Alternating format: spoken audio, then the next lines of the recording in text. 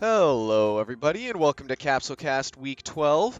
Man, we are deep into the season. I am your host, DoorGuard, with special co-host, as many of you may have already known by now, Donut. Hello there, how's it going? And even more specially, we have our guest, coach of the Resurrected Warriors, FCD. Please welcome FCD.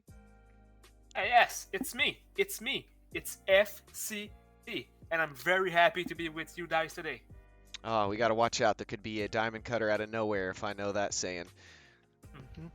Good reference. I hope people in the chat can figure it out. But we will not say it out loud as they have to figure it out on their own because it is a classic.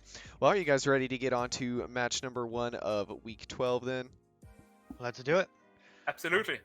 Alrighty then. Fun week this week. Lots of fun matches and a few divisionals. Getting us started, hybrids and androids, two very strong teams. Always going to be a blast to see these guys. And they both brought some very fun lineups as well. So just to get it going off, androids did win this match, and it was an interesting start. Did not expect base sword trunks to take out 16. But he didn't quite do too much after that, Cell cleaning him up pretty quick, and Cell doing what he normally does and cleaning up a second character, this time being Teen Gohan. He hit a few B2s, but not quite enough, and then a 15k ult on Ultimate Gohan before finally getting slapped down. So, great performance by Cell. Kid Gohan doing what he can to try to make the comeback with Ultimate tagging out almost right after, but their little tag game just wasn't quite enough to.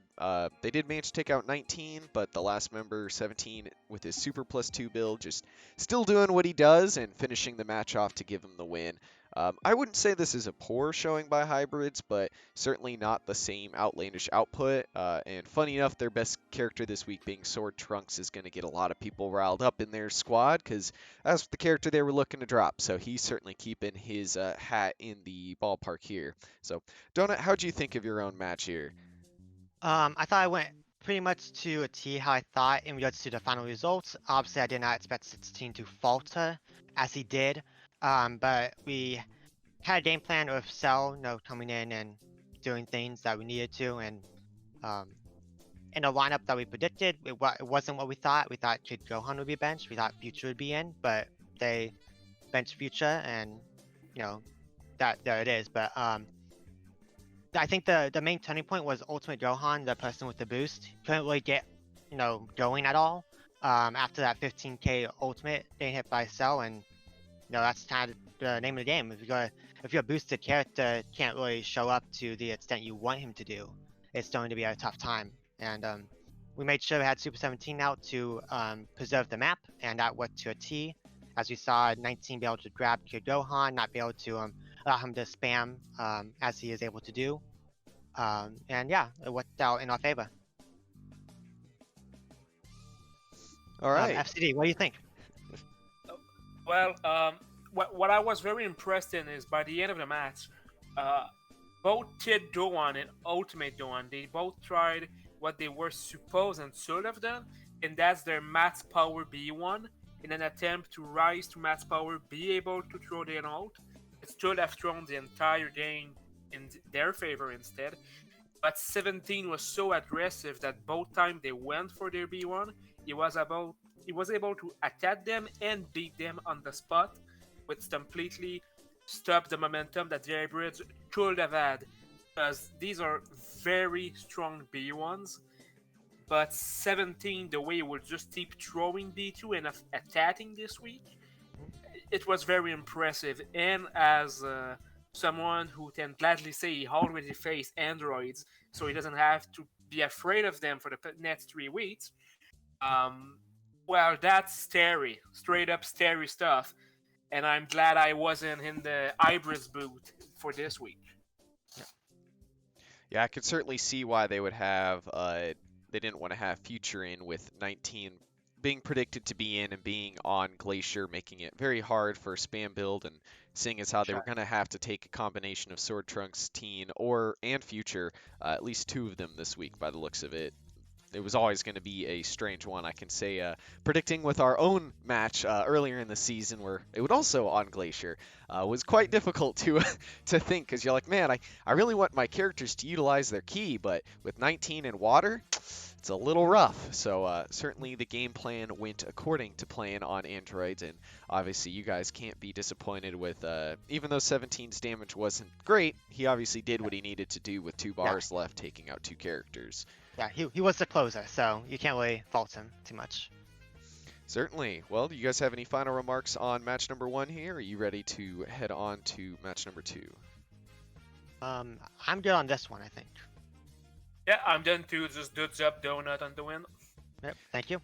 All right. Well, both teams are certainly very much in it for playoffs, so it will be interesting to see how they do these last few weeks. So, moving on to match number 2, we have Budokai versus Kaiju, the first divisional. Just to go over the boosts real quick, because as most divisionals, teams like to boost. Kaiju put they put Fighting Spirit on Bardock to give him a little extra spam, even though he's on his melee build, and Indignation on King Vegeta, so he has some other stats outside of just pure defense and Eternal Life. Budokai, on the other hand, gave Nam attack +1, which really buffed up his melee game, Ki +1 on Goku to try to spam more, and Sirius on Kid Goku to give him some more scaling offense. So both very interesting choices for boosts. I think both teams really tried to pull out a good win and ended up being a pretty good match in the end. So Raditz versus Nam to start, 2 melee heavy characters on melee builds. Nam surprisingly kind of slapping the crap out of Raditz this week. But he couldn't quite do much to the follow-up in Bardock. Bardock also wiped out Cyborg Tao. He put up some good spam, even threw out an ult, but unfortunately he was off mark this week. And Goku doing a combo and maybe a little overkill with the Insta Kamehameha, but sometimes you just have to blow up your dad to get the match back in order. Nappa giving him a Nappa Kappa for about 14k, but he tags, doing what Goku has been doing, which is ult and tagging. And Nappa follows suit, saying, "I don't want to be in here without you, baby." So King does a relatively early tag, surprisingly bringing Nappa back in, so he didn't quite fully regen the health he lost, but his ult ends up getting blocked, and he ends up getting basically finished off from there. And King Vegeta doing everything he can to secure the match, and getting punished by some health pushbacks, but he ends up doing just enough to secure the victory after some narrow dodges on a instant Kamehameha and taking out Kid Goku with relative ease. Or shouldn't say ease, it was quite a brawl. So great fight from both teams, really using the boost effectively, and they both really put it out there, but got to give it to Kaiju. They are certainly fighting hard to make it not only to playoffs, but to get as high of a spot as they can. Budokai still no slouch of a team. Cyborg Tao's numbers may look bad, but he did what he needed to do. He threw out a lot of spam. It's just, unfortunately, Dodon Ray and Super Dodon Ray just were a little off the mark this week. So good fight in the end. Donut, how'd you think of match 2 this week, the first divisional? Sure, I thought it'd be pretty close, considering Kaiju's rise to prominence the past few weeks, and they've been on the ball with it, and that's really good for them. I think the main focal point I want to talk about is the clashes. The Kaiju won like 4 or 5 of them, 4 out of 5, and that's big, right? You know, especially if it's pure RNG, you know, it just goes in your favor, and it's like, well, that's 5,000 damage, 4,000 damage, right? And that adds up quickly, right? And that could have been the difference in the match, for sure. Bardock doing what he needs to do always, right? Unfortunate for Cyborg Tower to go up against him, but it is what it is. And I won't worry too much if you're Budokai. You have, you know, a somewhat easier schedule going forward, and Kaiju has a little bit more difficult road with still having Royals this week. But I think both teams played pretty well. I think the characters who showed up is what I expected to show up, and it almost went exactly how I thought it would. I don't see any too big surprises in this one. The only thing I think of is saying, well, if Budokai got one more tag on Kaiju to even that up, but that's really it. I think both teams played pretty well, and I don't think there's any problem child to look at for these two teams. FCD, what do you think? I thought it was a very fun match. I kind of had a flashback of around 6 seasons ago when Derp had Raditz. Because when I was in that team with Raditz, what he would usually do with us is it start good. It do a twit 10k, 15k, maybe even 20. and then someone will arrive, slap him, and he'd die on the spot. And it kind of did that this week. Like he started strong with Nam. He had almost a 2-bar lead at some point. It felt like, and then it wasn't. Then he was just dead. He just Yep. Raditz did what Raditz does. Not a bad start, but he can't finish. And I've always enjoyed him as a fighter, but it feels like a recurring theme ever since he's been in the lead on and off. I still appreciate him. On Budokai part, it must be a difficult loss because divisional, as always, they always hurt when you lose them. But it feels they were so close. They did most of the characters did what they're supposed to do, and it's just that for some reason it feels like when you think to yourself, if Taiju Tad right now they have a bit advantage, they do it. They will do the Tad. They are a team that just for some reason, I guess it's because they're all of the same race. They just know when it's time to Tad, when it's time to move on for someone else to do the job. Except that maybe Barjot, who I don't remember tagging ever. Outside of that, it just feels like Kaizu is a fantastic timing all the time, and it's what made them so much more difficult to face. So it's what was pretty impressive. It's even though Budokai did what Budokai had to do, Taiju still find a way to win, and that's very solid on their part. Yeah, certainly. I think both teams really have found their rhythm, and they both went into this match on rhythm. It was just one team has to win and one team has to lose, and that's just kind of how it ended. I don't think either did the wrong thing. It just came down to basically somebody has to win, and even if you're both in form, something has to break somewhere. Alrighty then. Do you guys have any other remarks on match number 2 then, or do you want to get floating into match number 3?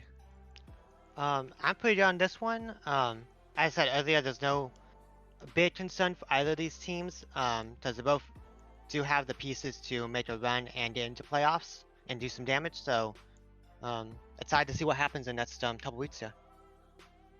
Yeah, I think I'm done too. It was a very solid match.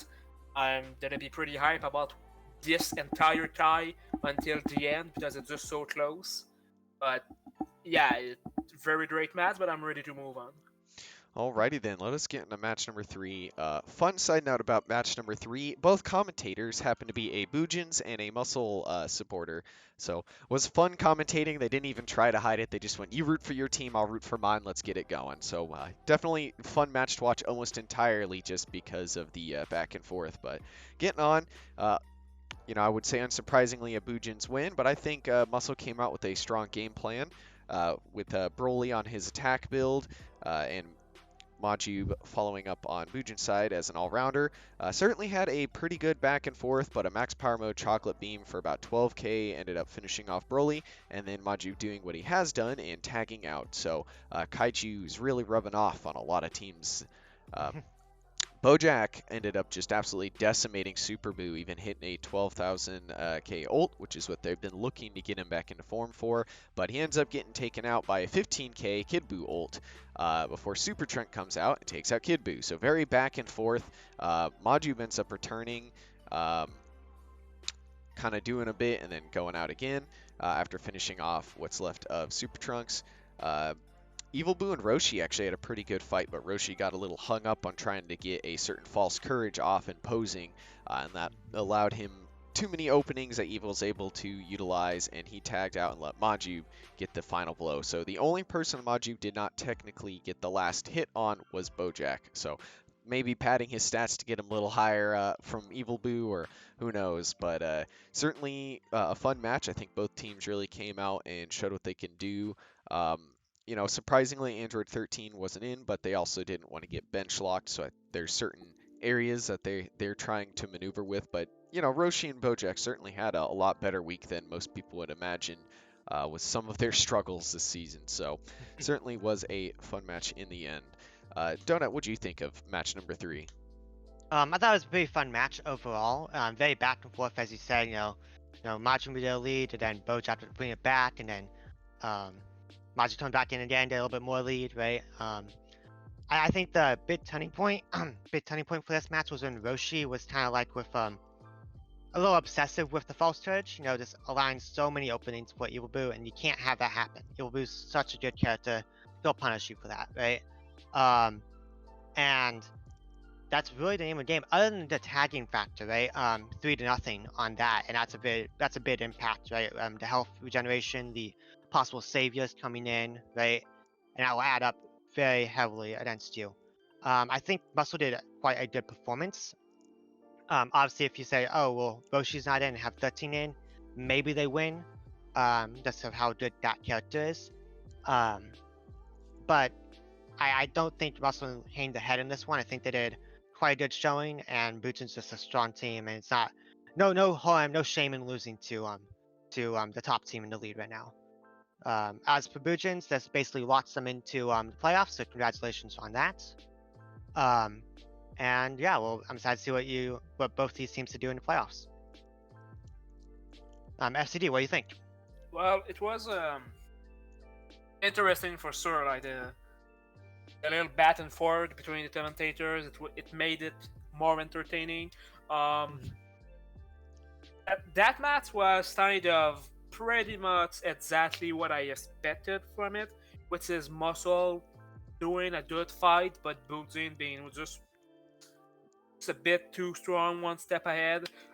It's kind of a weird season for Muscle. Like at point it feels like they are falling off. At other points they're doing strong. There are points where I feel it's the weakest I've seen Muscles. Yet they have 6 victories. Yet they have strong characters. Because that team is good, and Ryan definitely knows what he does. He's a experiment coach. He knows what he's doing. He knows these characters very well. It's just that for some reason, either it's the AI seems to break left and right on some characters.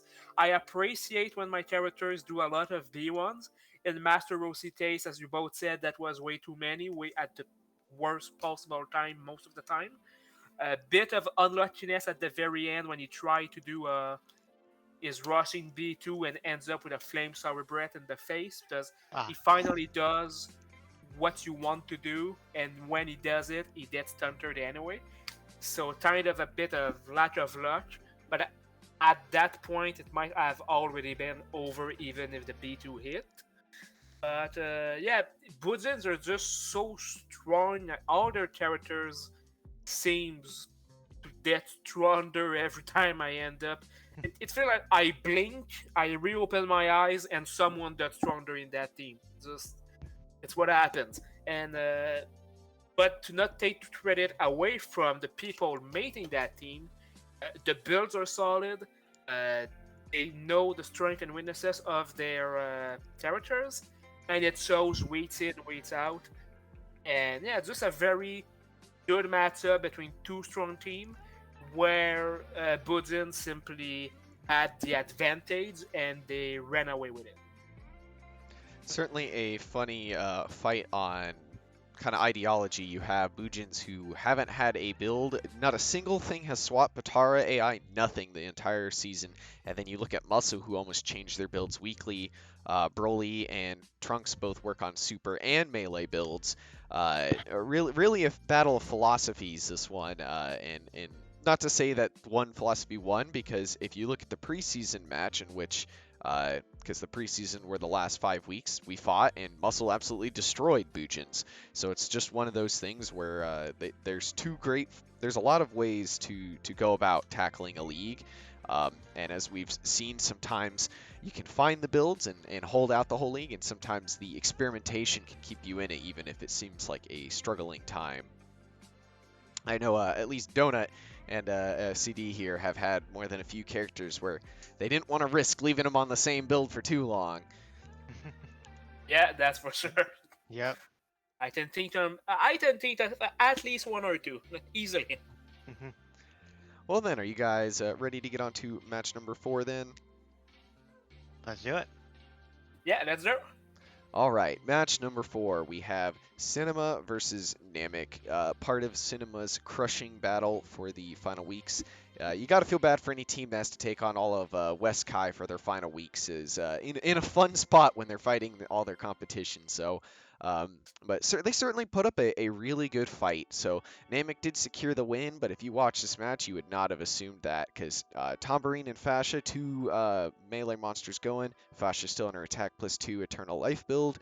She just absolutely destroyed Tambourine and took half of King Pickle before finally going down, setting up a nice lead.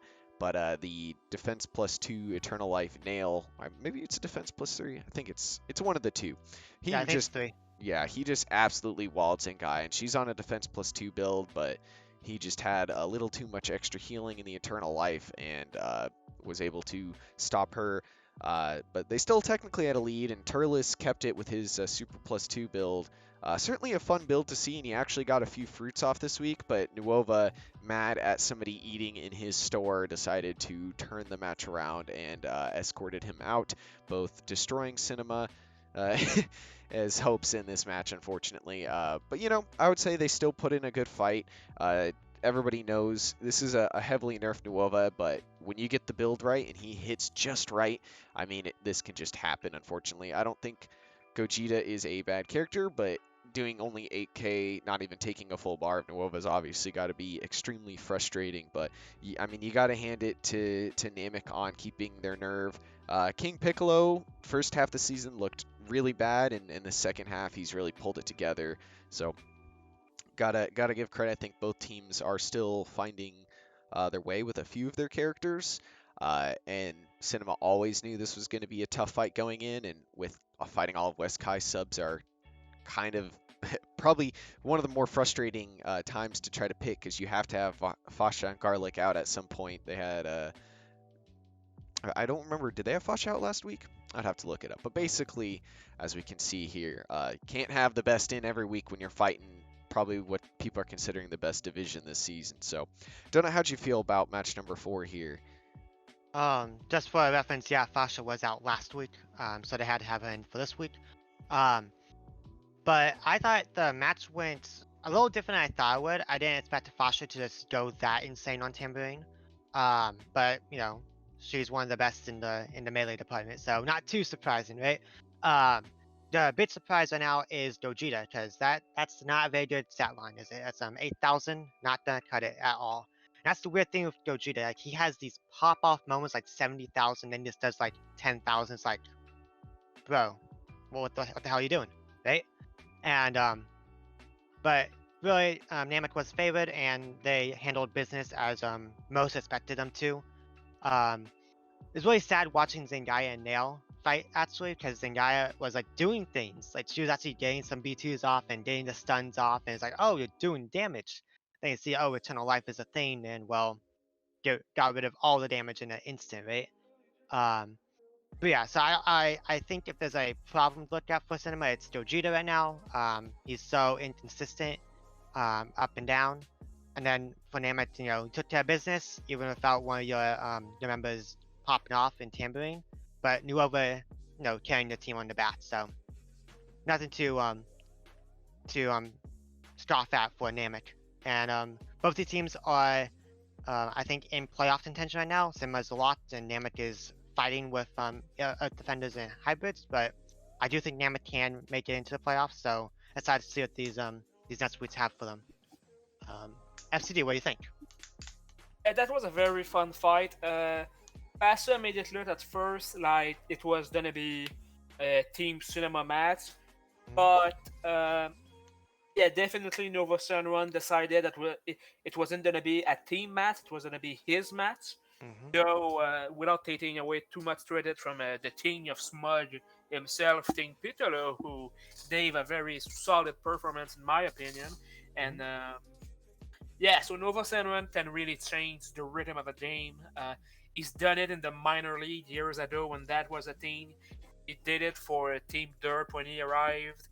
After that, he got nerfed, and he's not as much as a impossible beast to beat, but when he gets on, he is a monster for sure. He is one of those characters that you hope is either bench or in one of his rare weak weeks. Like he didn't start that impressive this season. He didn't start big bad Nuova that some people could have expected, but he's had solid performances, and this was one of them. And as Donut said, it is sad for Zendaya because I like her. I might Mhm. not like her as much as some other people in the she has her fans, especially one really big fan. I might not be at that level, but I still tried to better last season, and I lost that contention match. So I see potential in the character, I truly do. So the fact that she was finally doing the stunts, finally doing the things you believed she will do, and Nail just didn't care. Like he didn't at all.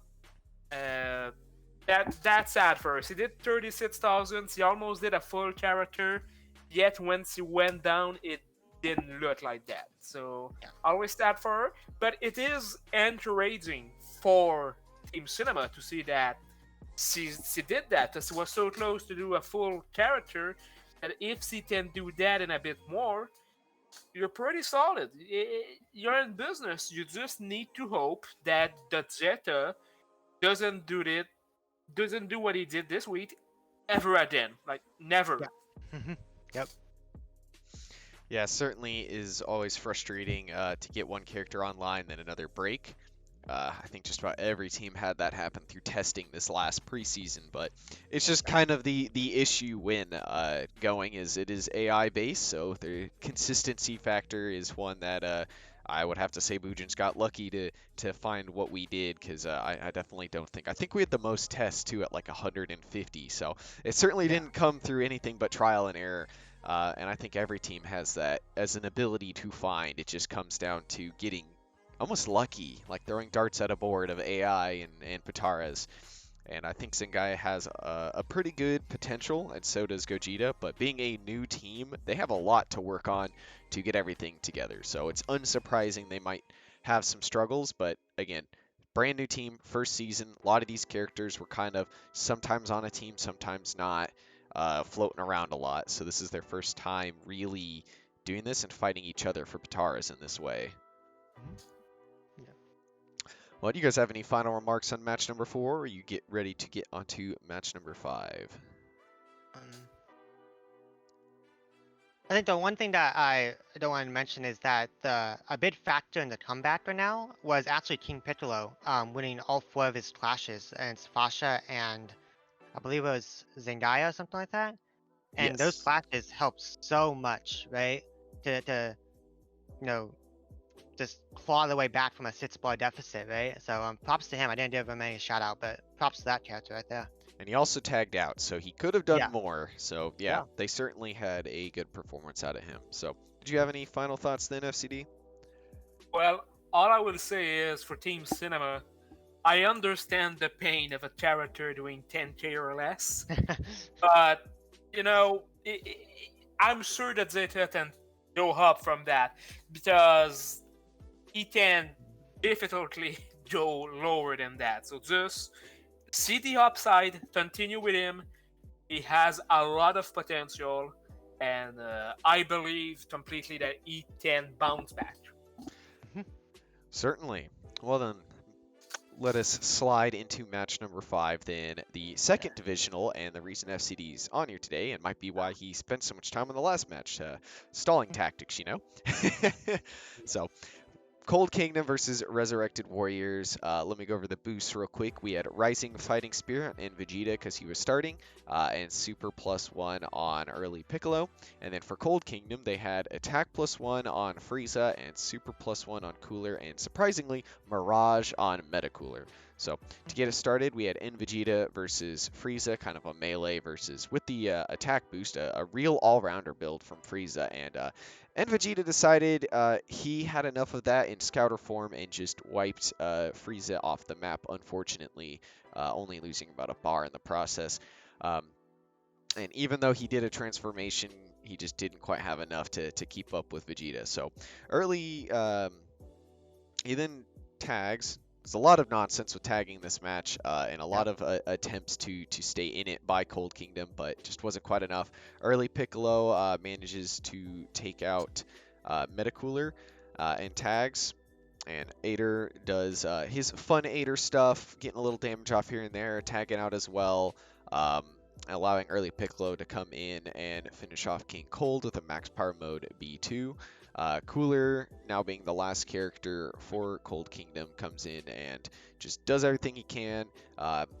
Takes out early Piccolo without losing too much. Gets hit by an 18k Android 18 ult, and then she tags out. A 20k ult from Cooler ends up finishing off Ader. 18 coming back in, finishes off Cooler, giving Resurrected Warriors a very big lead for the win. So nothing too crazy, not a big sweep to say, but I would say both teams really put a lot out. Besides third form Frieza, all of Cold Kingdom kind of did what they were supposed to do.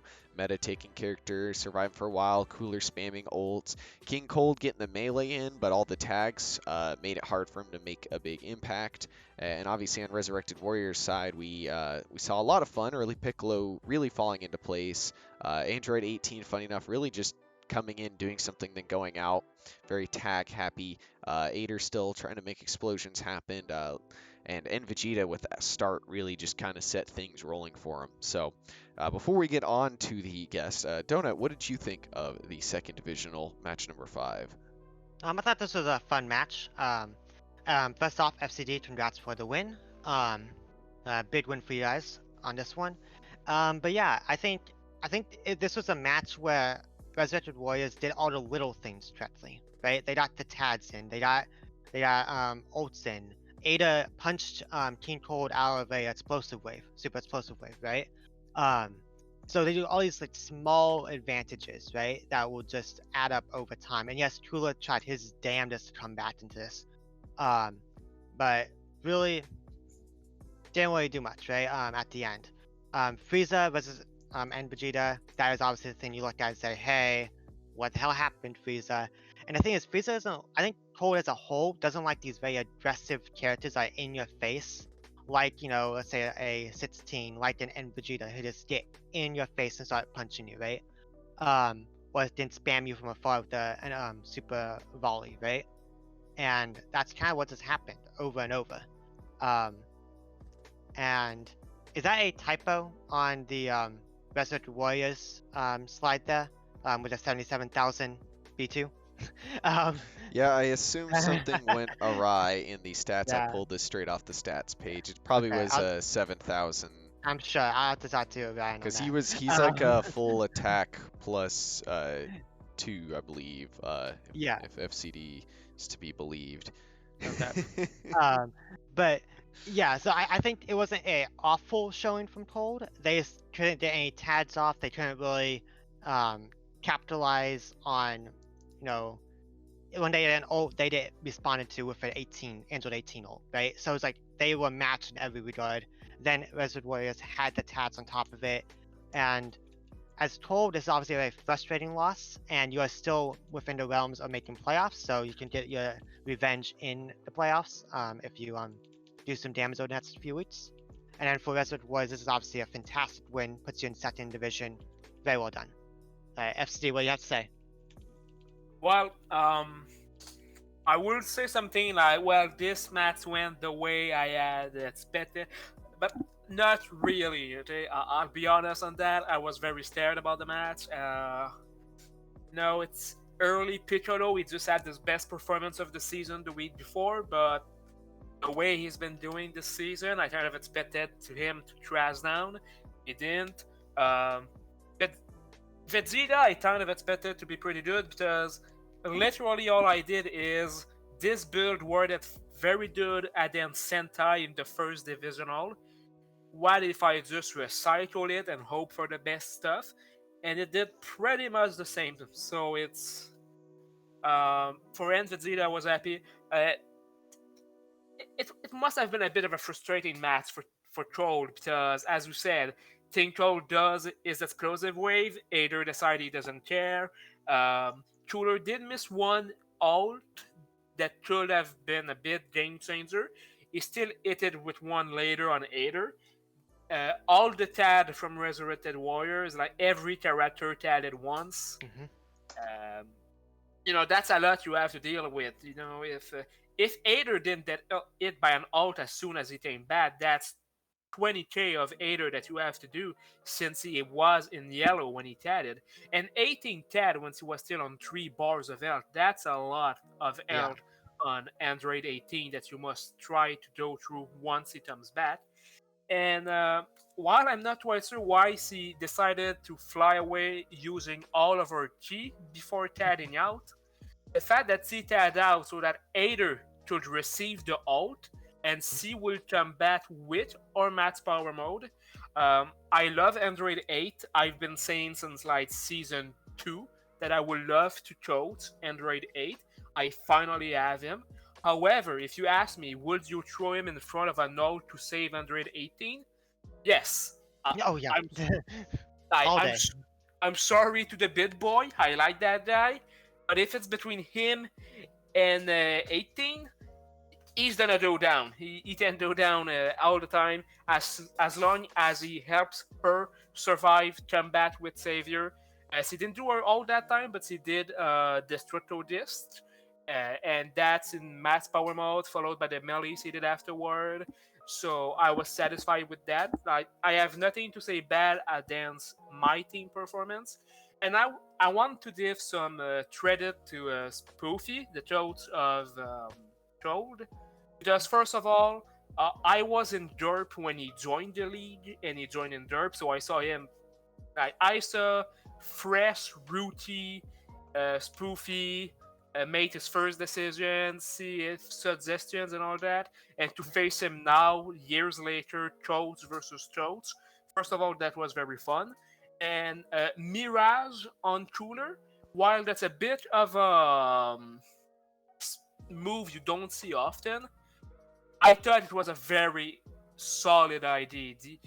The idea itself of he can dodge and Vegeta volley, he can dodge every 18 B2s, he can help himself with Aether explosive wave. It was really an idea that could have worked really well. It didn't. It didn't end up taking advantage of it. But I very appreciate that idea because that's something that I will admit I did not see coming. And if it had came into play, I would have been surprised. It certainly was unlucky for Meta to end up against early Piccolo, the one character that Mirage was probably the worst against in the matchup lineup there, but that is what happens when Vegeta tagged after doing his job. With the decisions made to get into this match, you had to make an interesting decision for benching, and you have bench locked yourself for the end of the season. Do you think that'll play a major impact in your last few matches here? That's a good question. It does leave me completely predictable. My opponents don't have to wonder whose final dance is gonna use this week. They all know. They can look at the stats and they can see, oh, it has to be him. It has to be these people's. So it can be a pretty important move. But the way I see it, my next very important match is Rugrats, as they are my last divisional match. But they are on week 15, so either way, we will both know who's gonna be there for the others. The two matches before that are important for sure, since I want to try to secure my spot in the playoff. It is not official yet that I am in there, so I am giving myself a disadvantage. But the way Piccolo was playing lately, the way Videl was playing lately, I felt like I needed to make that switch in my benching schedule to allow Piccolo to be in, and I was ready to take that risk.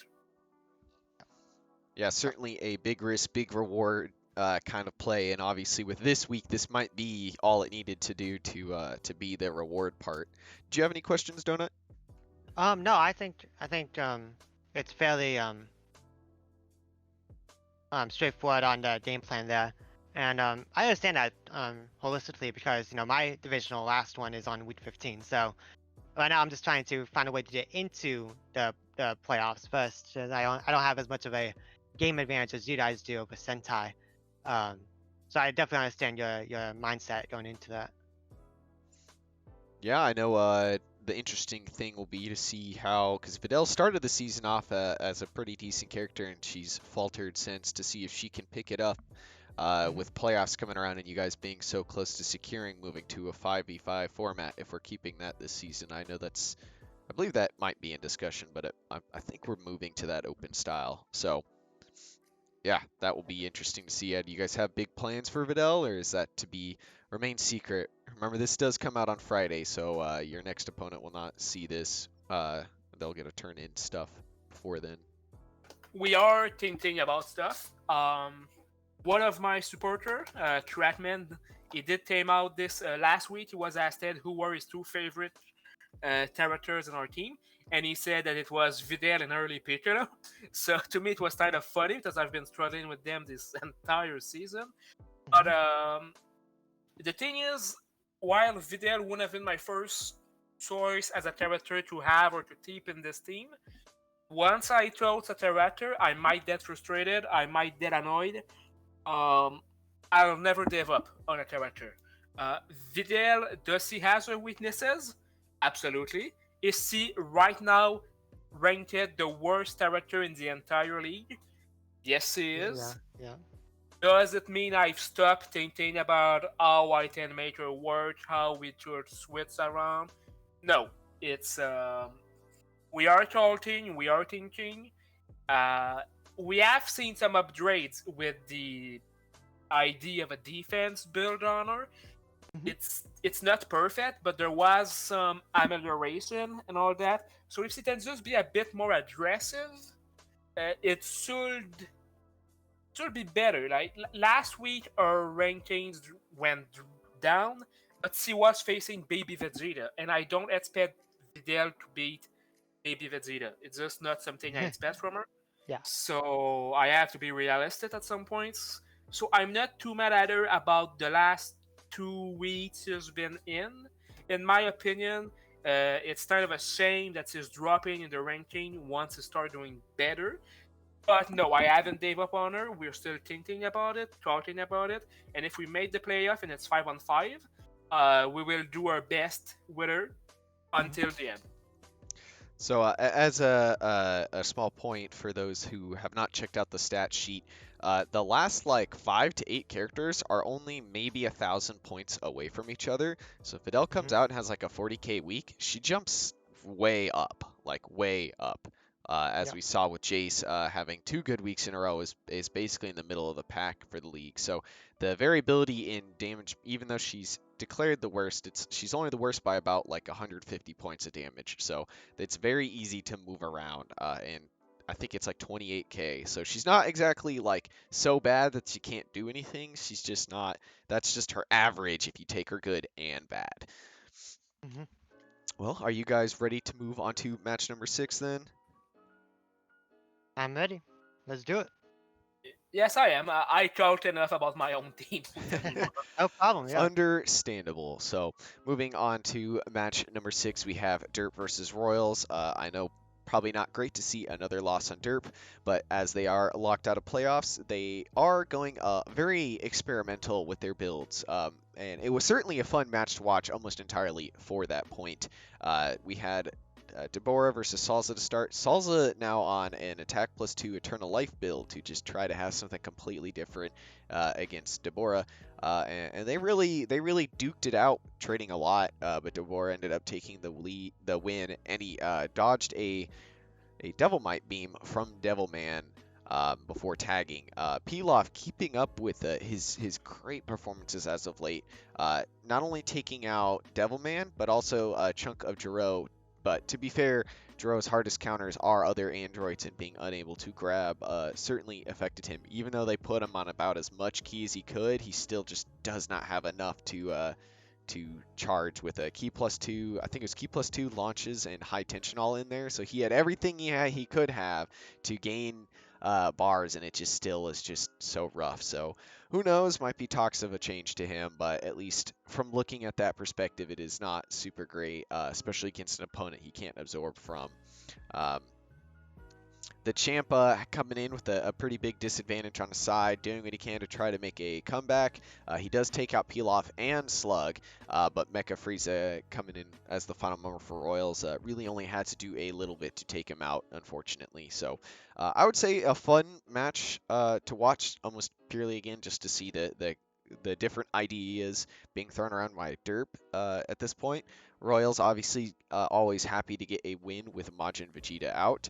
And with the matches they have lined up, they're still very much in a brawl, at least to get the bye in their division.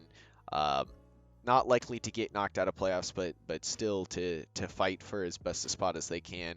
And always, again, happy to get a win without their kind of big boy, Majin GG. So, take what you can from this match, but I think it was still a fun one to watch.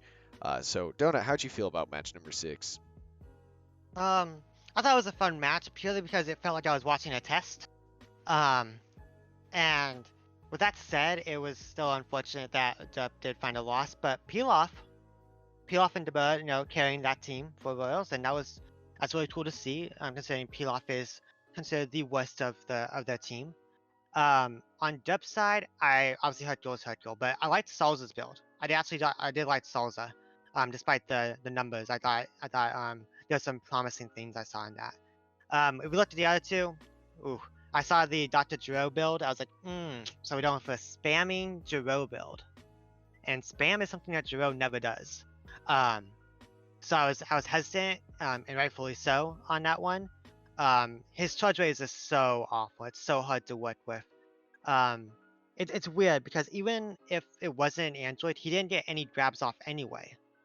So it wouldn't actually affected anything, right? Android or not. So I'm like, how do you make Giro work? And the best option I have for you is to simply just get rid of him, right? Just don't worry about him. And I think that's what they're looking at, is dropping either Devilman, Giro, or both of them in favor of other characters, as well as a free agent. But at this point, I'd focus more so on fine-tuning Salza and Supreme Kai and Hercule over the other two. Unless you can find something that makes Devilman more of a spammer that doesn't have to rely on his ult. That's his big thing. Does the ult hit? If it does, fantastic. If it doesn't, well, rip him, And that's how hard, at that point. But if you look at the bright side, still have Hercule pull up and in at 58k, and that's not bad at all. So, unfortunate for Dup and good for Royals, but yeah, they took a gamble for Dup this week and didn't pay off. So hopefully they can turn it around next week. FCD, what do you think? Yeah, it was a fun match. I always find Dirt matches to be pretty enjoyable because they're just such a, they're a fun bunch. It's pretty much, I feel like, a good way to describe them. They have interesting B2s, characters. It helped that I wasn't the team from season 4 to season 7, so I have kind of a emotional attachment to that team at all time. But the match was enjoyable. It was very test heavy, but at this point, once you're the first team out of the playoff, when it feels like there's not really a way that your matches they are that important for your team, they can still be very important for the opponent. Like some people need those wins, and some people obviously will love Derp to beat their opponents. And even though they are in testing mode, it doesn't mean that Derp doesn't want to win. They still they test things that they believe might and could work. In this case, Dero with Dint, the good old doctor, should just stay in retirement house as far as I'm concerned too. I am on your side, and to have seen the reaction of the trolls multiple times in live streams, I think they are on your side too. I believe that Team Derp has had their share of problem for only one season of having him, and that we're gonna say goodbye. And this week was just another case of, yeah, sure, he was against someone who was pretty much a counter to him. But when you see all the key Potaros put on a character, to see him charge so slow and do basically nothing with it, Yeah, that'd be just amazing. So much effort put into it. But yeah, to not take too much just on Derp, like Royal still came out to play. They still, Yep. Meta Freezer. Sometimes he can be a bit passive. Sometimes he can. I think it was last week that he was facing Sentai, and he didn't really. He wasn't that impressive, and Jace had his fun with him for a while until finally Frieza decided to stop it.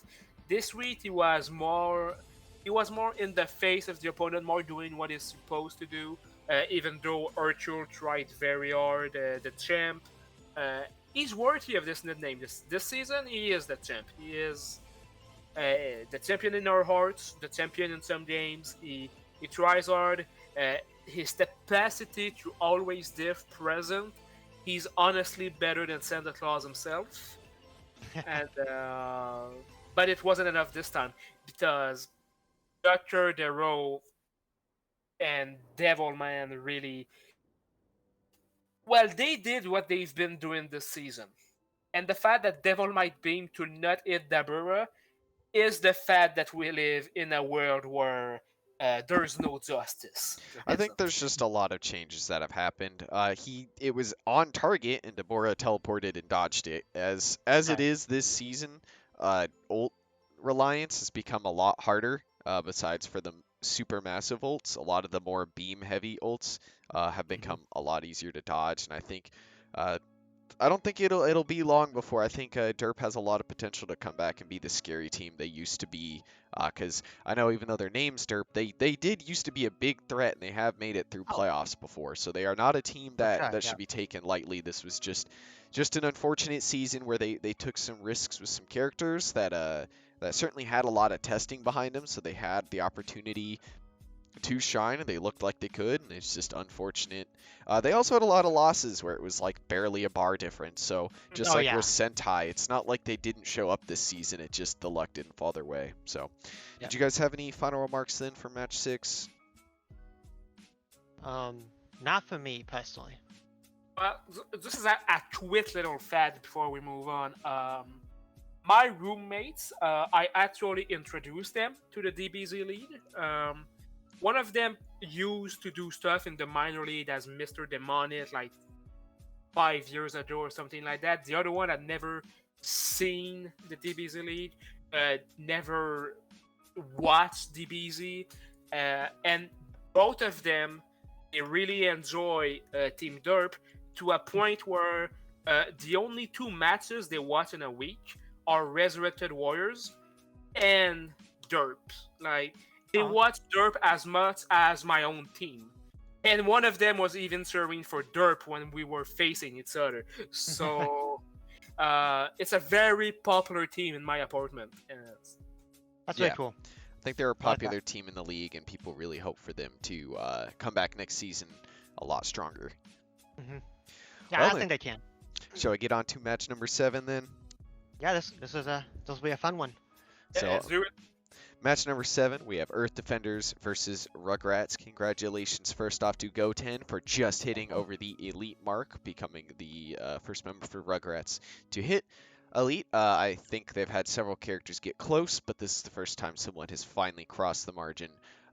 Earth Defenders did secure the win here, but I think both teams really put in a good chunk of effort. Cell Jr. on a spam build versus Yamcha Chank, always going to be hard, especially when he wasn't quite able to hit the B2s. So Yamcha, without even losing much of a bar, managed to take out Cell Jr., spamming a lot of Wolfang Fist. And this is where Goten comes in, wins a 10k basic Kamehameha beam struggle. Yamcha tags at 1 bar. Goten then hits a 15k Bros Kamehameha ult on Tien. He actually tags early after basically taking 2 bars from that. Then Goten full on takes out all of Krillin and finally goes down to mid Vegeta. So he actually fought every single member of Earth Defenders this week. Certainly bragging about that in the locker room. but did what he could when Elite made the comeback for his team. Cyberman coming in, doing a little bit of work, and tagging. Aurelie coming in, doing a little bit of work, and then tagging. Great tag combo, tagging into Cyberman, who immediately does a rush B2 to finish off mid Vegeta. But he gets taken out by Yamcha, so some canon revenge there. Yamcha did not get blown up this time. He blew up Cyberman. Aurelie, unfortunately, wasting an ult on basically a sliver of health on Yamcha. Padding the stats a little bit, but probably needed it to take on the 2 bars of TN, 2 to 3 bars of TN coming back in. And she nearly did it, but it just came down to the last bar, and TN managed to secure it for Earth Defenders. So certainly a good effort on both teams. Was a very fun match to watch, lots of back and forth. Both teams had one character almost completely derp out of the fight, but they had enough in the reserve tank to keep them in. So, Donut, what do you think of match number 7? This was very entertaining, very back and forth, as I basically expected coming into this one.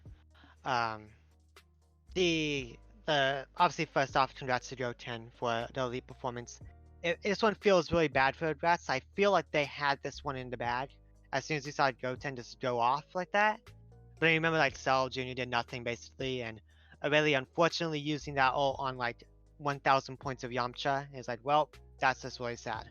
That's sad times.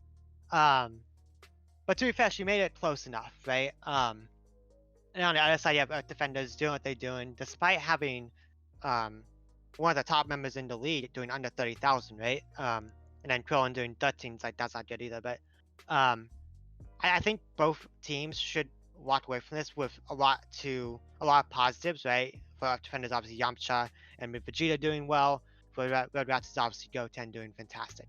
And I don't think either of these teams should be too concerned going forward of saying like, oh, do you have a problem child? Do we have this to worry about? Do we have that to worry about? I think it may have been like a matchup thing.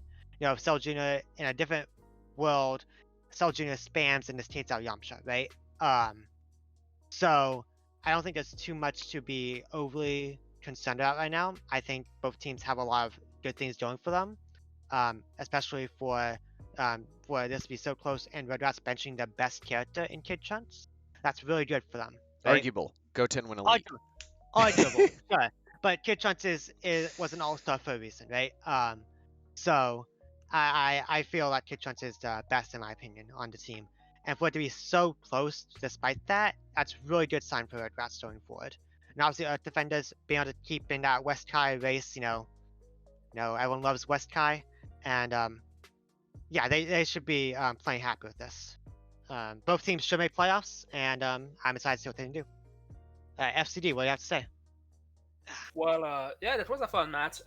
The way it started, the way Yamcha just went through Cell Jr., kind of like the cinema match in a way, where I was like, oh, okay, well, that team is having such a big lead at the start. I don't quite see how the other would be able to really recover. And Dutton decided that he didn't care about that. Dutton is like, this is my show. Titrons, yeah, that's my sidekick. I'm the main star. Time to show it. And he was doing so good. It was very impressive. But then Mid Vegeta arrived and asked a very important question. What is an elite warrior to a prince? And apparently it was nothing. Because as much as Dutton was on fire, once Mid Vegeta decided that the show was over and that he reminded Dothan that his rival was Dotu, not Dothan, he got him. He ran through what was left of Dothan, and it seemed like he got frustrated the way the match went, and he had a pretty good run of himself. Say I love the way he got taken out. That really beautiful melee combo, Cat B2. We don't see those very often, but when they do, it's something beautiful. That's your reminder. That's such a cool way to finish an opponent off. So Rudrat had a lot of points in style.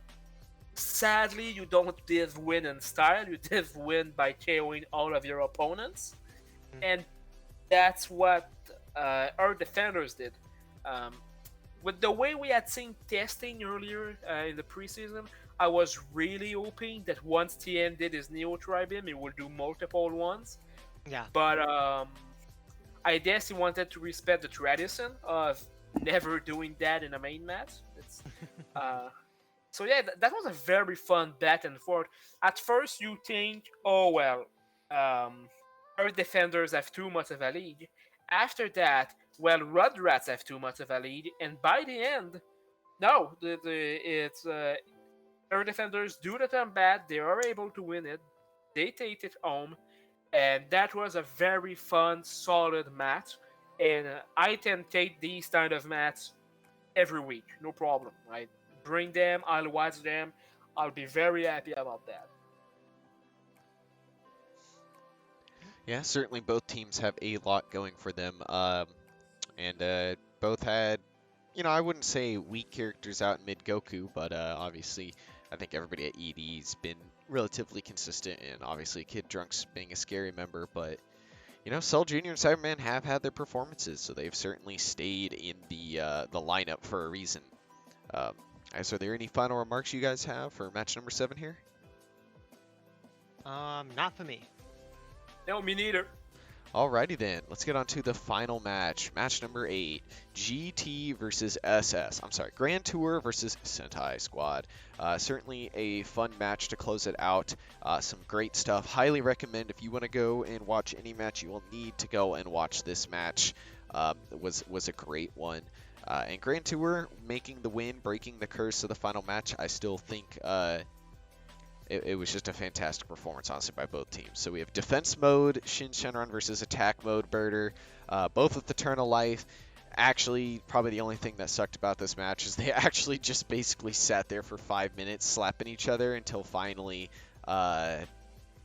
Sin decided to do a 17k ult to take out Birder. A lot of little mini B2s in there whittling each other down, but the big damage from Shin's ult just finished off Birder right then and there. Saiyaman comes in and takes out Shin in return as revenge for his blue brother. Super Saiyan 3 GT Goku comes out and takes out Saiyaman. He's on a non-attack build this week. He was on a little bit more of a spammy super build and took out Saiyaman with a 13k ult. Jace channeling his last week's big dick energy, taking out GT Goku and tagging. Saiyan Woman coming in, probably the most reserved Saiyan Woman performance we've seen this season.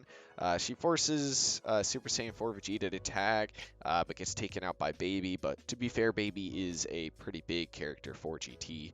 Jace coming in, hitting a 17k ult and spamming B2s for his life to take out Baby, bringing Super Saiyan 4 Vegeta down to a bar, going back to max power right next to him, and before he can get anything off, Super Saiyan 4 Vegeta just grabs him and literally throws him out of the match. So, great match, came down to the last bar, as many Sentai Squad matches tend to go, but GT, congrats on getting the win.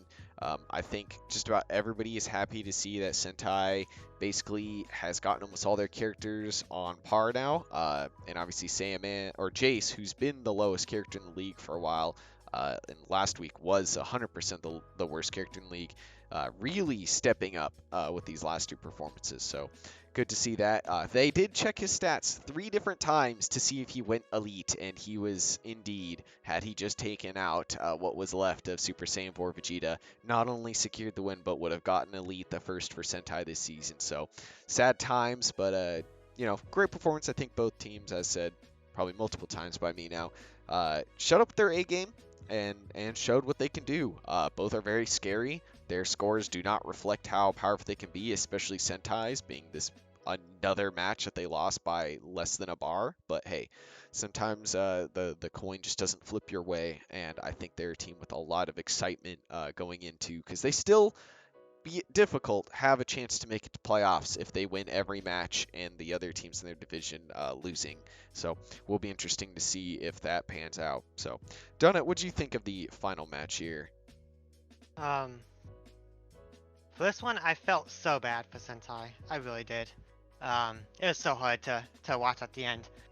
Alright, so obviously I had a wet noodle fight, and that was very sad to see because no one likes wet noodle fights. But once Jace hit the field, I was like, all right, we're back in business, everyone. Let's have a fun match. And Jace was popping off. We love to see it. Like we've been waiting for this moment for like half the season, and we finally did like a very good and respectable Jace performance. After like weeks of having like 15k, 20k, like finally like a 90k. So love that for him. Say Woman is really see if you look at like if Say Woman did slightly more, they win. If Jace just does a crushable after he throws a rush blast against Super Saiyan Vegeta, they win the match, right? Like it's really just that close. But in the end, once again, Sentai Squad on the losing end of a one-bar match. But I say, yes, they're almost and surely out of the playoffs for this point. It's possible, but it's really tough. But I think they are able to pull a lot more punches than a lot of people expected them to, right? They made it close into Royals, into GT now, right? They beat Hybrids early in the season. Like they have the pieces to do some damage. And then GT obviously this was a fantastic win. They really needed this to stay matched with Muscle. Waiting for that divisional in week 15. And yeah, congrats to them. Sin doing fantastic, of course. GT actually doing pretty well, a lot better than I thought he did. And then Baby, both of the Vegetas basically did okay. Nothing to really look at there, in my opinion. The match did not go as I thought. I thought it would be a GT domination almost, with arguably one of the best lineups in. And it wasn't. No, Sentai pulled some punches. They fought back. They said, "Hey, we're not out of this yet," and they made a competitive match. So props them for that. Unfortunately, didn't follow the way for this match, but I have high hopes for next season if they keep this lineup. FCD, what do you think? Yeah, that was a very fun match. Like, yes, of course, we can say the start of it was a bit slow, even though Burger is the fastest in the universe. But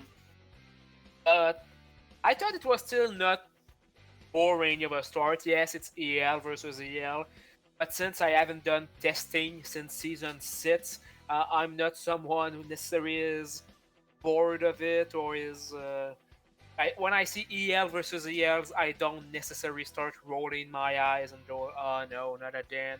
I think it did okay. It must be a bit frustrating. Like Berter almost did 40k of damage, and it wasn't quite enough. And it's the second week for him because last time he was against Pilaf, if I remember correctly. Pilaf that Berter just turned go through because he also had that kind of build, and it's just bad matchups. Like for him, it was most of a bad matchup. Yeah, Jace told us so. It was the story of that match. 2 weeks in a row where like it reminded me of the old Jace, old difficulty, where everyone was kind of afraid of him because it would just throw out those B2s, be so impressive. And it wasn't like that, but suddenly it feels like they were able to find something that just works. It's as simple as that. He works so well right now, and he's scary. He's very impressive. He might do elite. We don't know. You know that this was so close. Last week was very good too. We can't know for sure what's in store for Zace. And I'm also on the train of if they continue like this next season, gonna be really tough for their opponents because they are one of those teams. Yeah, sure, they only have 3 victories. They could have had 7s. They were so close so many times. Once more, like the sentence "so close yet so far" was created for both Sentai and Team Derp. Yeah. I'm sure of it. Like that's how I see it. That sentence represents both those teams to a point, and yeah, solid, impressive performance from Jace. Solid overall performance from Team GT in general. Saya Woman didn't do what Saya Woman's supposed to do usually, but to be fair, we didn't expect Saya Woman to be as good as she's been this season. So, how much can you really be unhappy about a character expecting, uh, rising the bars of her expectation in one season, suddenly having one bad week? Like in my head, you can't be too unhappy about that, considering what she's been doing in general. So the only thing Sentai can do is keep doing at it. As long as you don't lose one more match, and that both my team and Team Troll don't win one more, you still have a chance. It's a small chance, it's a slim chance. Is it there? It is. Mm-hmm. So just go for it. Continue like what you've been doing. You've been so close thus far. Nothing says that the train won't flip your way this time. Let's just keep this in perspective too. About halfway through the season, they really figured out kind of what works and what doesn't on characters, and that's even with the testing they did is always unfortunate to end up that far into the season before your characters really get into the in-season groove. So if they're able to hold on to at least 2 to 3 guys for next season, they have a good base to start with, but obviously was not quite the case this year. But as said, they certainly have the chance to jump up and be a terror. I think, especially with the changes that have been coming in, getting Say a Man and Say a Woman, and talks of other characters this next season to try to expand Master List so that they have options. And we even saw Goldo pulling out some surprising stuff in the sweeper game. So you never know. You never know with Sentai Squad. A lot of their characters have had base values changed. A lot of them had a lot worse base defenses, so maybe they get more characters put to neutral defense. But all up in the air for now, but all we can do is wish him luck. And obviously, good job, GT, for being a brand new team with a lot of characters that have barely seen any play really getting on a roll this season. So, are you guys ready to move on to our next segment? One thing I wanted to mention was I feel what's interesting about Sentai Squad, there's not really a definitive starter for them. You notice that? Like for we have like Android 16's a good starter, right? For GT they have Shin Senron. That's the starter usually, right? For Sentai it's been like this fluctuation between Captain Ginyu and Berta, and maybe sometimes Saiyaman, right? But it's not like a definitive like, hey, I know I can put this person up and he'll take the man, essentially, right? And that's interesting. I wonder if Sentai can look at that and see if they can find a good starting build for either Ginyu or Berta, or Saiyaman, depending, and see if they can work on and change that up a little bit to see if that can have a new dynamic to their team.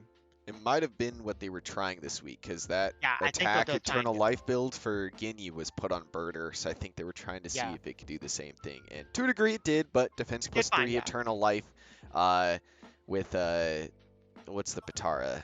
Latent Energy. It takes a lot to kill a character with that. No, it does. Trust me, I know about that. Yeah, it's fun time since those. Like, Kid Johan has that type of build, and obviously Shin does. Nail has that type of build, I believe. So.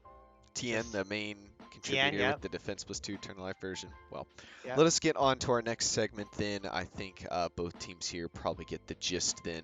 So our next segment is a returning segment, the Raymundo edition of the predictions for playoffs. So this is what it would look like if we were to go into playoffs right now.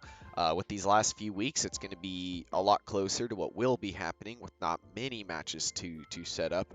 As we can see currently, Royals, Grand Tour, Rugrats, and Bujins would have the buys if things were to go right now. And as you can see in the West Kai, Namex have overlapped hybrids. Cinema Muscle still holding on to their spots. Kaiju bumping up over Budokai with their win. And yeah, I mean, it's still very close. The top right here with the Rugrats, Resurrected Warriors, and Cold Kingdom, very, very contentious, like extremely. Really, every single spot's contentious. The only thing secured here is Bujins having the buy in theirs, but everything else is just totally wide open on who can get the buy and who will even be in to a degree. Will be interesting to see how this develops. Do you guys want to add anything onto this? I find it interesting that we did the a rematch of this week's divisional in RW and Cold. That'll be fun to see what happens there. If that does happen, obviously Red Rats could fall and one of those other teams move up. But yeah, then also be interested to see what happens with North Kai. I think that's a very interesting one. I think that will change. I think Blue Kai will get back up in there, considering the schedule that they have. And there's still 2 divisionals for Royals to go through.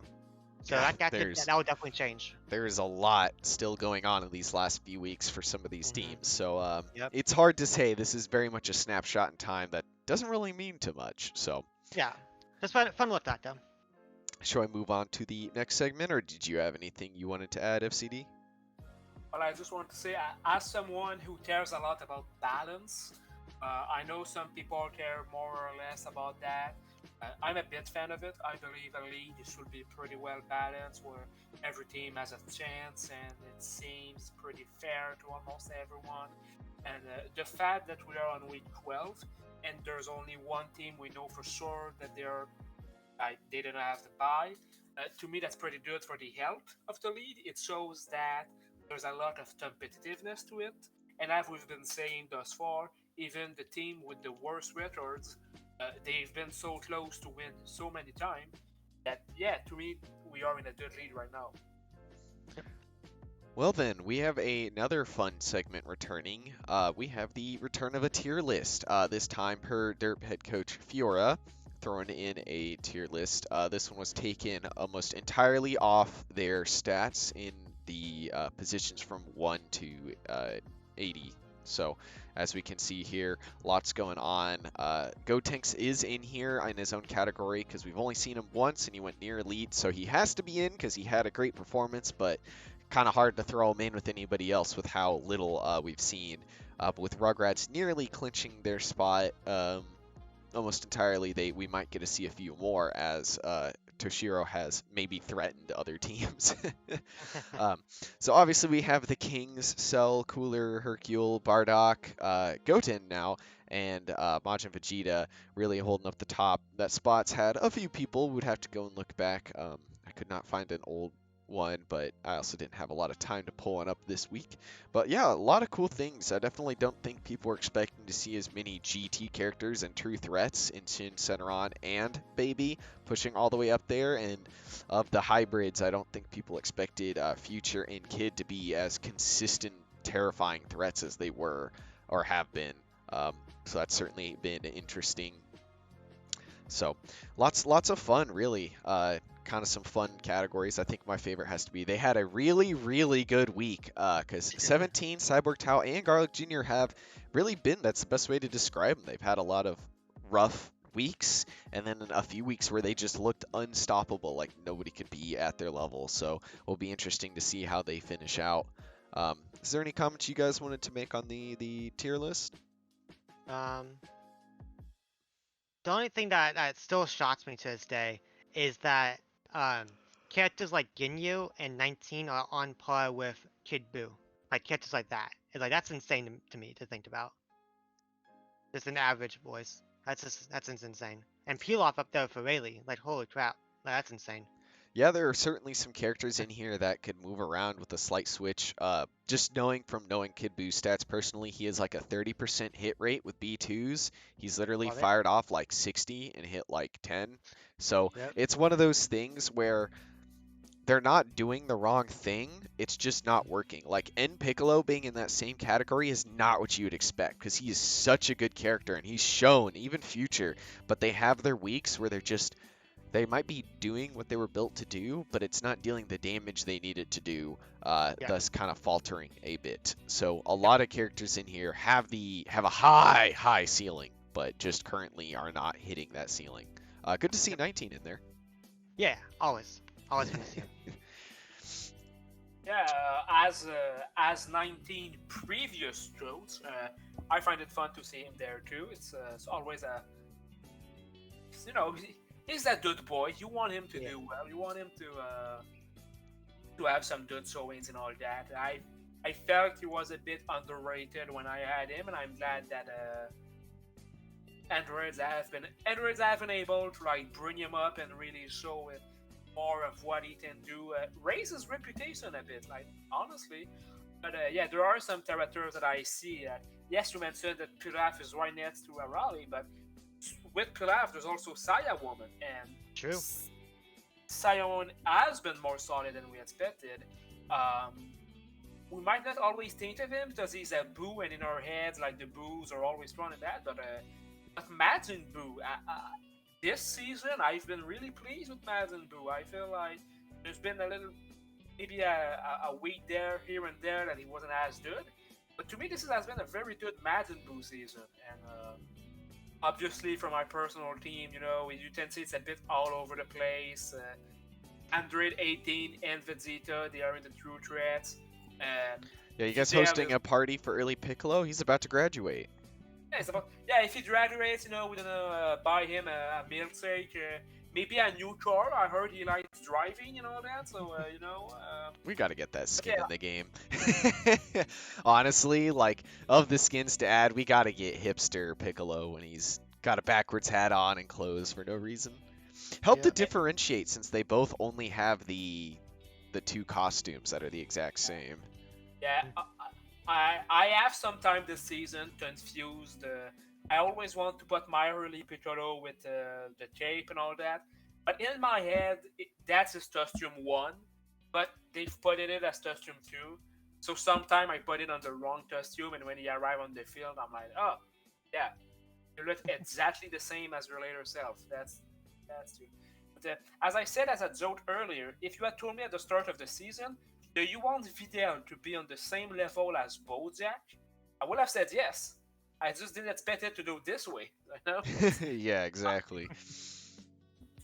Certainly a few characters surprising down there. King Piccolo, Bojack, Pan, who's been a lot better. Even Devilman was a lot higher this season. So Videl also one of those ones who was dropped. But certainly, as we've seen, you can easily go up and down, and Guldo is a great teacher. So it is a good chance that they will find their true calling while there. Well, are you guys ready to move on to the final segment, the predictions? Let's do it. FCD, you good to go then? Yeah, let's do this. Alrighty then, so I have up the current updated schedule with wins and losses for those to see. Moving on to week 13, the cursed number as some people may call it. I just think it's a number, but hey, that's just me. We have Hybrids versus Rugrats. Hybrids with the first match of the week again. This time moving to home, taking on Rugrats. This one was kind of a tough one. It took a while for me to figure out who to predict, but I'm gonna have to go with Rugrats, with Trunks coming back in, and just how weird some of the characters for hybrids have been lately, and obviously most worrying, Teen Gohan breaking. It just seems like it might be a hard match for hybrids, with how consistent Rugrats have recently been performing. Yeah, I had the same idea. I'm looking at Kid Trunks coming back in, Goten doing Elite last week, Rayleigh always is a Demon Child, right? So I think Rugrats have more going for them right now, so I'm gonna go with them. Personally, I decided to do with hybrids. I really enjoy what Rugrats have been doing lately. Well, as a divisional opponent, enjoy might not be the best words for it, but I really respect what they've been doing lately. But I feel like hybrids, they're always on the verge of a very solid performance. And while they have been on and off, I have the feeling next week's gonna be one of those on one. And I have faith on the team to get a win. So yeah, they get my vote, kind of an in feeling and kind of in a bit respect toward the characters that they have. Yeah, with Future coming in, really anything could change. He could do another near elite performance. So will be a fun start to the week, and hopefully a close start to the week. So we have 2-1, Rugrats 2, Hybrids 1. Did you have something you wanted to add there, Donut? Oh, no. All right, so moving on to match number 2, we have Muscle versus Resurrected Warriors. Not a divisional, but feels like it might soon be one with how the league's shaping up, and teams are doing. It's going to be interesting to see the split. I actually think Resurrected Warriors, they've been on such a roll and have been very dominant lately. I don't think Muscle is a weak team by any regards, but Bojack only just now seems to be getting together, and Roshi finally looked like he was getting together, then he posed himself to death. So 13 coming back and Videl coming back, obviously a power gap in that, but I still think Resurrected Warriors have the edge here to take it over Muscle, even if it's just barely. For me, I'm gonna go with Muscle purely because of the 13 versus Vidal matchup there. That is possible to happen. And I'm like, well, 13's just such a solid character, right? And they have Broly who's locked into the match as well. And while Resurrected Warriors is doing very well, I don't think they have the same firepower to take down both of those. Well, personally, I will be the worst host ever if I didn't at least give some hope to Resurrected Warriors. Sure. So yeah, I'm in the same my team. On paper, Muscle have more firepower than my team. I have absolutely no problem talking about that. But weirdly enough, even though that was my big problem this off season, consistency has been a bit more on my side lately. My characters have been, 18 has been doing what he's supposed to do, and Vegeta, he had a best start of the season, and he's doing more Vegeta stuff. Aider, he's Aider. He's you know what he's gonna do. You know exactly what he thinks he's gonna do. Doesn't mean you will be able to stop him from doing it, but at least you expect it. And next week, obviously, as we said, I'm Ben Slot, so it's obviously Videl who's coming in. That's not a surprise. And C's the only one of my characters that doesn't seem to be respecting that constant kind of attack lately. But even then, he's been throwing a lot of B2s recently. Our only problem is Russ B2s are kind of easily dodged nowadays. But I don't know. I think the three others can do strong enough that I can win if they'll do just okay if Muscle continue those constant issues. So yeah, I'll name my team because it's my team. I mean, it's really easy. Have Videl take out the snowman. That always throws them off their balance. So otherwise, we have 2 for Resurrected Warriors, 1 for Muscle, but 1 vote might be a little suspicious. Couldn't tell you why. So moving on to match number 3, the first and only divisional of the week, we have Kaiju versus Royals. Kaiju coming off their big win, and Royals coming into this divisional. Obviously, Majin Vegeta coming back, and Scouter coming back for Kaiju. A little birdie might have told me that Kaiju has a lot of money to throw at this match, or at least will throw all of their money at this match. So, and being on Kaiju's home map, they kind of, hopefully they don't screw up and put the right map down. Last time they forgot and got a day map, but yep.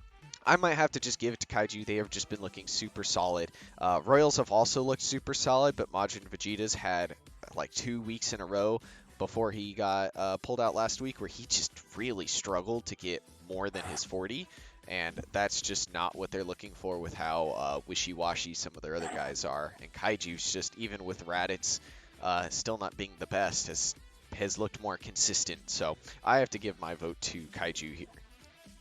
Okay. So earlier this week, I was messaged by the Royals head coach, called out saying, "Can't wait to see you vote against Royals again on cast." And this time, it's I'm gonna go with Royals actually. I think they actually will do it. They have Majin Vegeta coming in. They have I think the will probably in. They have Pilaf looking pretty good, and yes, obviously Kaiju is on a big roll right now. They have money to throw at this, but so is Royals. They have money to throw at this as well. And I think Royals just have. I think the ape transformations won't impact them at all. But to be honest, I don't think they'll impact them in the slightest. Because Supernova is just it's a bigger hitbox, right? So, the B2 is just a bigger hitbox for them. So I don't think that'll impact them at all. To be fair, and I think Royals can do this. They had the lineup for it. That was a hard one to choose. Obviously, divisional, so they're gonna do at it. It's both teams I have a lot of respect for. Kaiju has that 10-10 tag game.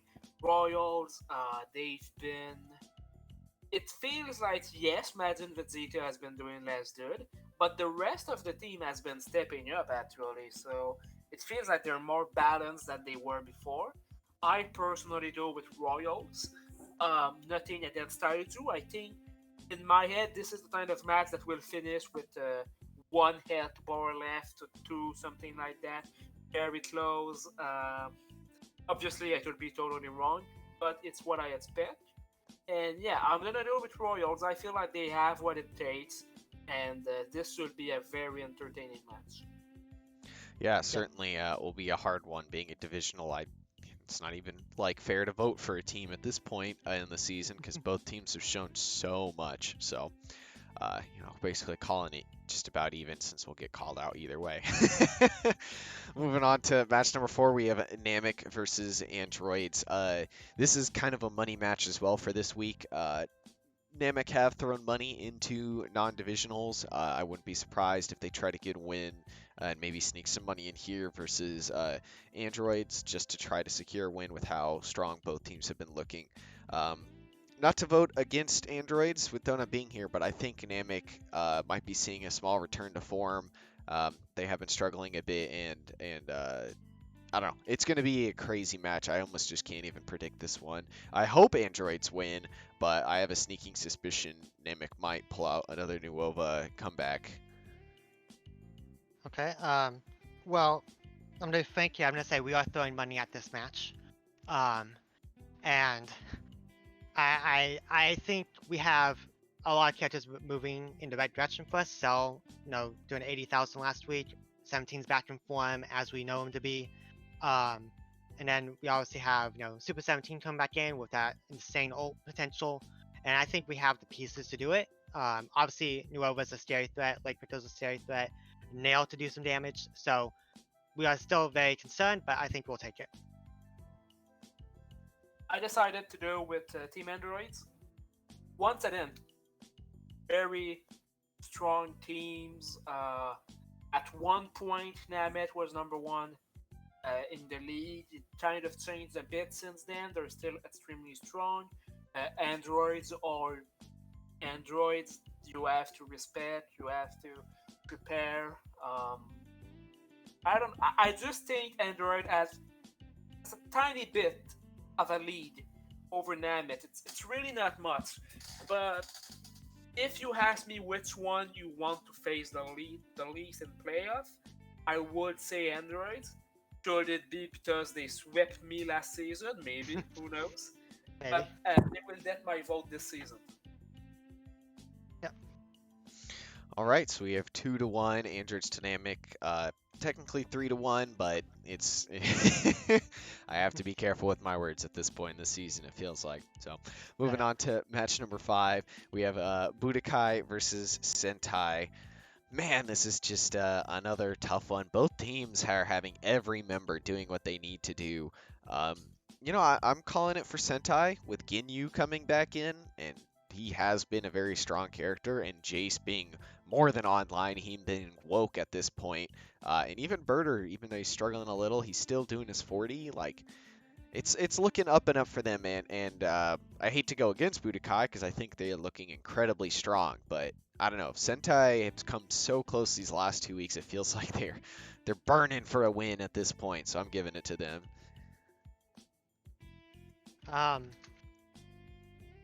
This one, it's hard because both teams are looking better and better. I will say I give it to Budokai since they have been able to have that clutch factor and find wins, right? Even those very close ones. But I do think it will be a lot closer than people realize or expect it to be. And speaking to Andy last night, he was very concerned about this match, so it should be a good one. Yeah, I totally respect what you just said.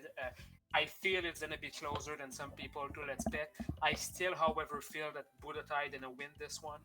It's such a difficult matchup, but to me, Budokai are stronger than their record. So same for Sentai, but I'd still have to.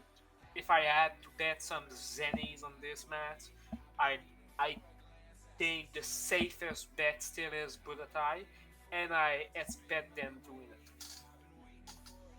So it's sounding like we have a slight edge to Budokai for this match, but I mean, both teams are rumbling. So, this week's looking pretty fun so far. I think a lot of these matchups looking very close. Certainly a good one to tune into. So, moving on to match number 6, we have Bujins versus GT. Besides being a Bujins supporter, I will give slight insight to those here. We will be technically doing AI testing on a character, maybe 2, for this match. To try to get their efficiency up better. Not calling out GT as being a weak time by any regards. We are still keeping a very strong squad, but we have a character that we feel could be doing better, namely Punchy McPunchface, the big punch boy. So, giving it to the Bujins due to high consistency, and obviously 10-2 is not something to laugh at, but I would not be surprised if of a place to get a loss it'd be against the consistency monster that GT has turned into. For me, I think this is interesting. With that knowledge, that kind of changes things. But I still think Bujins will take it. They do have, I would say you are doing some testing here, but I don't think it'll be too big of a change that it will just ruin a character. I still think you guys will be able to perform as usual, as expected. They do have blue shirt pan, assuming blue shirt pan is a thing, and that's always a scary threat. But I do think Bujins have a little bit more edge on this one. Well, I had Bujins winning in what I expect to be a close match, but with the fact that there is some AI testing, I think I'll actually give it to Team GT. Not that I expect your AIs to like destroy the team forever and send you to the Shadow Realms or something like that. But they are a very strong team, and if I understand you test some stuff. If I was already not only qualified for playoffs, but sure to have the bye, yeah, I'd do some testing. No problem.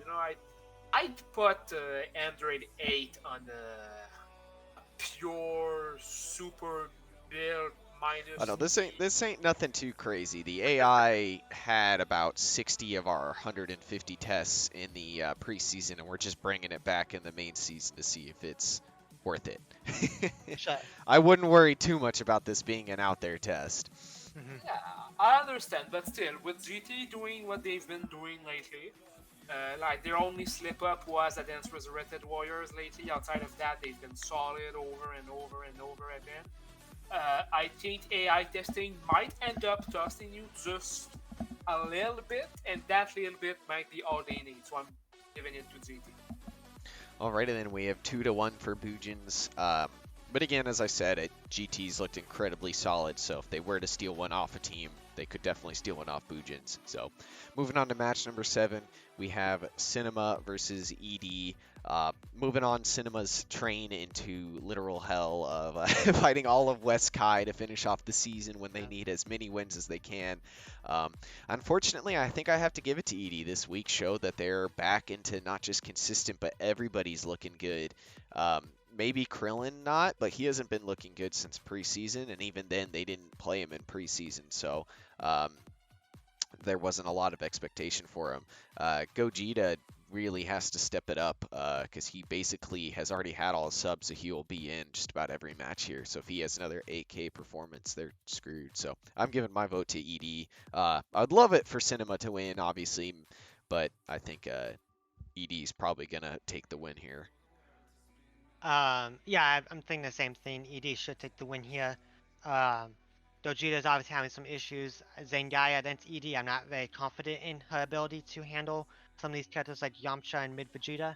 I mean, she can. It's always a possibility, but I'm not holding my breath for it. So I think it'll be a little bit closer. But I do think it should be a fairly convincing win for ED on this one. I actually went with Cinema. I very appreciate what ED brings to the table. They are strong. They have some characters you don't want to mess with. But so does Cinema, and it's just this week they were so close. It's just that the Zeta that overwhelmed. Do I expect it to happen again? No, not really. And it feels like ED, yes, they've been strong, yes, they've been solid, but GN wasn't that impressive this week. It's really a mid-Vegeta performance that turned things around, combined with Yamcha being pretty good, but pretty good is something that I feel like Cinema can handle. So I think that Cinema will be able to survive that match and get one more win. All right, so we have 2-1 again, ED to Cinema, but both teams really going to be coming in swinging with the last few weeks left, both very much fighting for a spot, so will be fun to watch. And moving on to the final match, we have Cold versus Derp. Almost purely based off the logic of the match 8, you'd assume Derp, but with them doing the testing and stuff that they are, and Cold having a little bit more going for him, I would have to obviously give it to Cold. It's not that I don't think Derp can win here, but they're not really going for wins right now. They're just going to see what their characters can do, and if they get a win, they're happy with it. Where Cold's going to be going out full force to get wins everywhere they can to secure their spot. So, going to be giving the vote to Cold here. Yeah, I'm thinking Cold. As crazy as it may sound, I can see Cold putting some money just to ensure a win here and qualify for playoffs no matter what. I could see that happening. But even if they don't, I still think Cold has the ability, the pieces to find wins. They have supernovas or death balls out the wazoo if they need to have that. They have Raccoon coming back in, so some planting may happen. Yeah, I think they have a lot going for them. And on the other hand, they have Devilman for Dup, who could do something maybe. Or Solid Revenge or something. I don't know.